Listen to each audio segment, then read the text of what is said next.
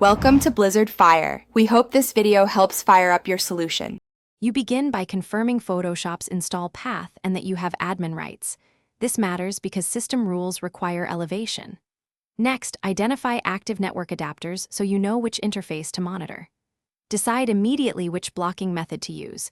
Windows Firewall is precise, Host's file is crude but quick, and router-level blocks affect all devices.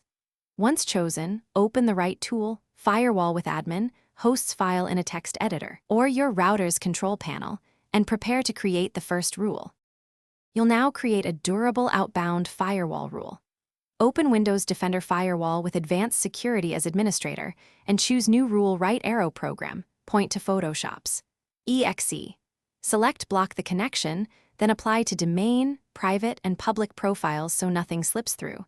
Name the rule clearly and add a description. Once done, relaunch Photoshop while disconnected from the internet or disable Wi-Fi. Then verify with Resource Monitor or Netstat that the process shows no outbound sockets. If it still reaches out, refine the path and duplicate rules for helper executables. Finish by adding complementary blocks. Edit the host's file to map known Adobe domains to 127, 0, 0, 1 for extra assurance, and if you manage the router, blacklist Adobe. COM and related domains to protect other devices. Make sure to also block helper executables, background update services, and cloud sync processes that may spawn new connections.